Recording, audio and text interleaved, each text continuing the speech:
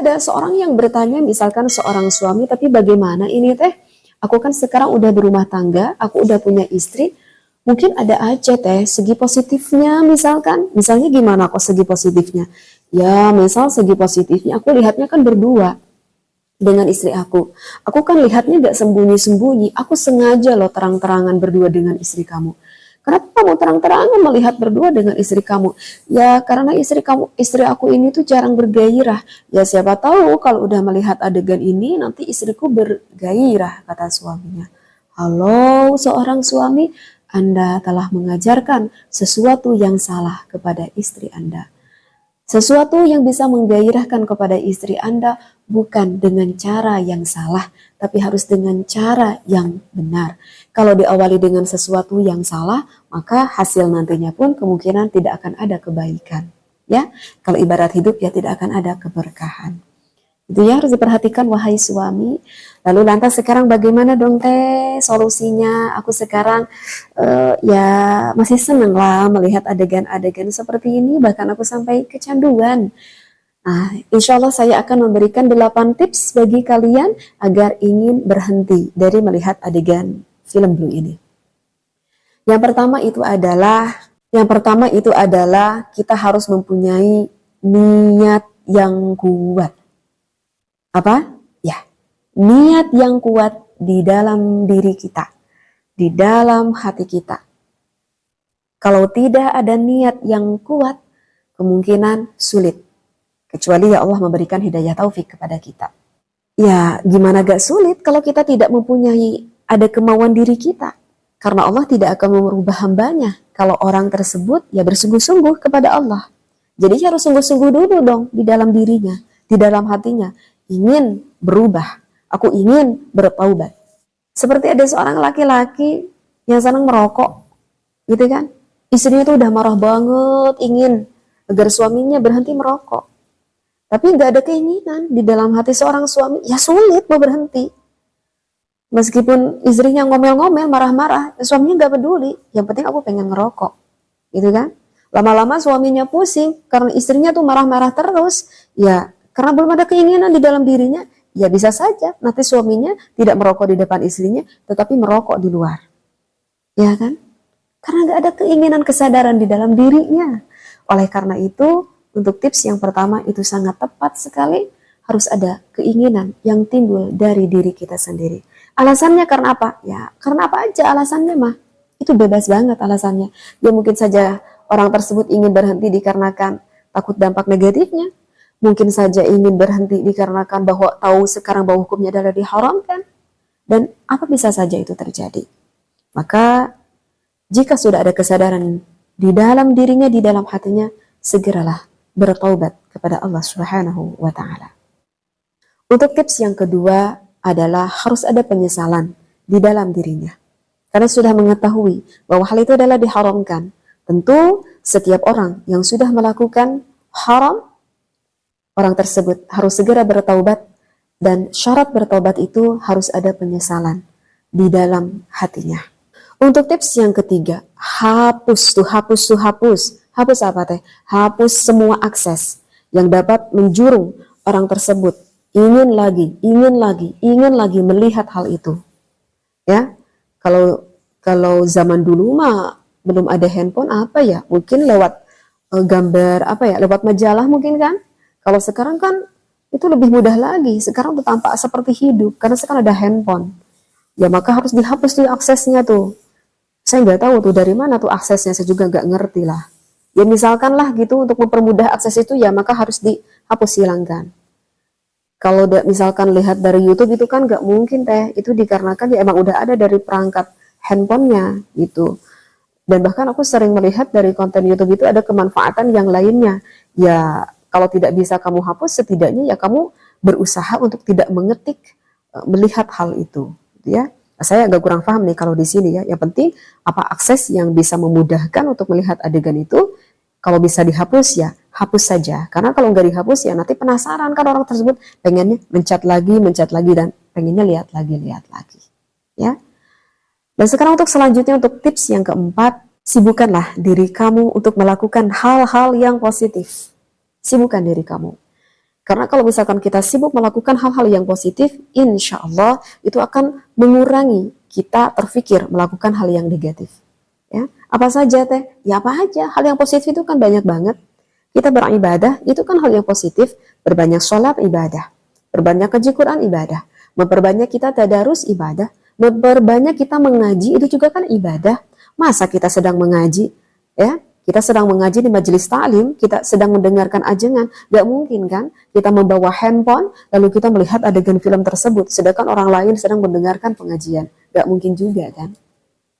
Setidaknya kita dipaksa, meskipun kita misalkan gak pengen mendengar, setidaknya ya kita bisa duduk di sana dan tidak mungkin kita melihat akses tersebut, ya kan.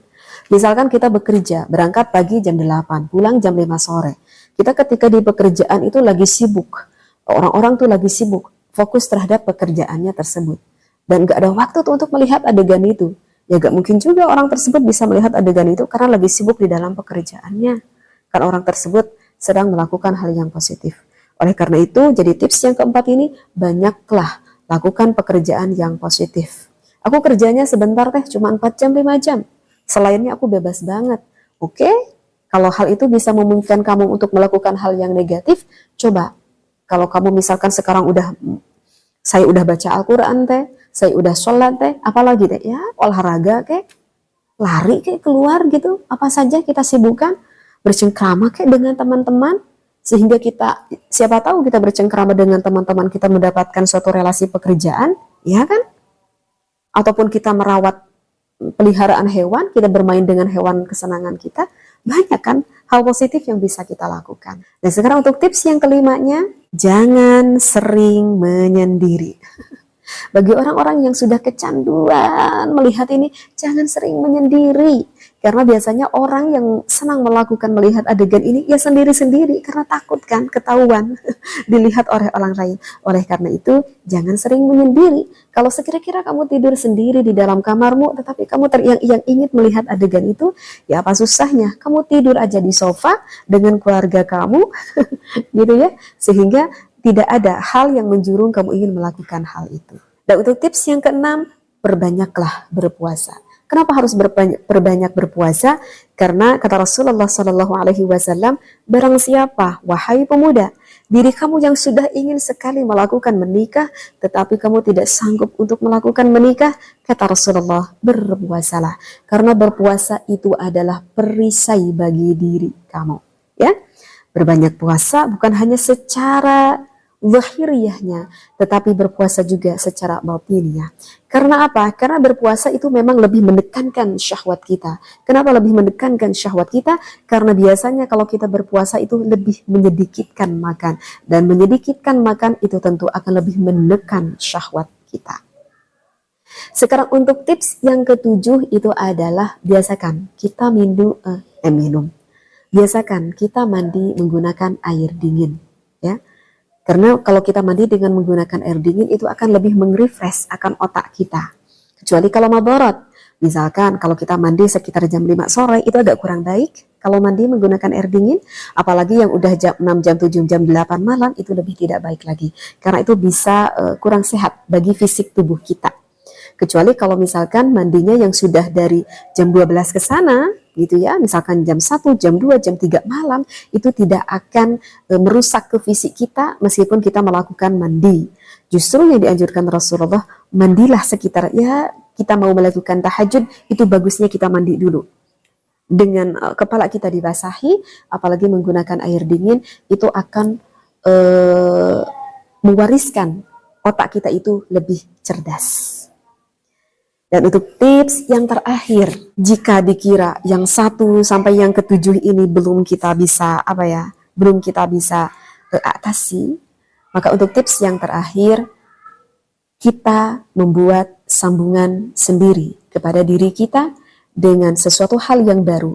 Kita rubah diri kita menjadi sosok yang baru.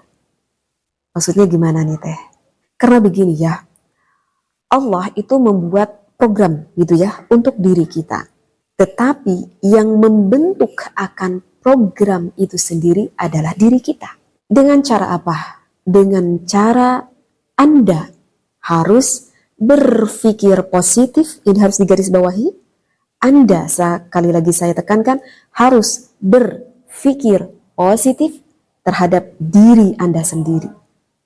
Dan tentu Anda harus berhusnudzan, berpikir baik kepada Allah Subhanahu wa Ta'ala. Karena jika Anda berpikir negatif atau berburuk sangka kepada Allah, maka hal itu yang akan kamu dapatkan. Karena kata Allah, setiap apa yang diucapkan, setiap apa yang diucapkan dalam hati juga, dan setiap apa yang difikirkan di dalam otak kita, jika kita berburuk sangka kepada Allah, maka kata Allah, hal itulah yang akan kita dapatkan. Na'udzubillah. Ya Allah, aku ingin berubah menjadi orang yang lebih baik. Dan aku yakin bahwa Allah bisa merubah kepada diriku menjadi orang yang lebih baik, ya Allah. Maka Allah akan membaikkan diri kita. Karena kita sudah berpikir positif, berhusnudzan kepada Allah, bahwa Allah mampu membuat diriku sosok pribadi yang lebih baik. Itu yang pertama harus kita tekankan. Dan kita harus berpikir positif terhadap diri kita sendiri. Jangan berpikir, ya aku udah tanggung banyak dosa ya Allah, ya udah deh aku udah memang buruk. Di pandangan diriku sendiri aku udah buruk, di pandangan orang lain juga aku udah buruk, ya udah deh gak apa-apa aku terima aja, aku emang udah memang benar-benar aku buruk. Jangan Anda berpikir seperti itu. Berpositif, Anda pikirannya berpositif. Allah bisa merubah aku lebih baik, dan insya Allah aku juga bisa berubah menjadi sosok orang yang lebih baik. Karena apa? Karena kalau kita berpikir negatif terhadap diri kita sendiri, apalagi kepada Allah, itu akan merusak jiwa kita. Merusak jiwa kita. Dan ujung-ujungnya badan kita pun akan rusak. Saya punya caranya ya. Caranya adalah seperti ini. Anda beristirahat sebentar. Bagusnya Anda di dalam keadaan mempunyai wudhu. Kemudian berpakaian yang sopan. Anda bisa melakukan sambil menghadap ke arah kiblat. Rilekskan tubuh Anda sesaat saja. Ambil nafas dulu. Ambil nafas, pejamkan mata, ambil nafas, keluarkan nafas. Badan Anda sudah rileks. Kepalkan tangan Anda seperti ini. Anda bayangkan bahwa Anda adalah sekarang menjadi sosok yang lebih baik. Anda bayangkan bahwa Anda sekarang menjadi sosok yang lebih baik. Itu. Dan Anda berkata, baik dengan lisan Anda ataupun di dalam hati Anda berkata, dengan izin Allah, aku bisa berubah menjadi sosok yang lebih baik. Tekankan, dengan izin Allah, aku bisa berubah menjadi sosok yang lebih baik. Itu tips terapi bagi orang yang ingin menjadi lebih baik. Mudah-mudahan apa yang saya sampaikan semuanya bermanfaat bagi kalian semuanya. Wallahu a'lam.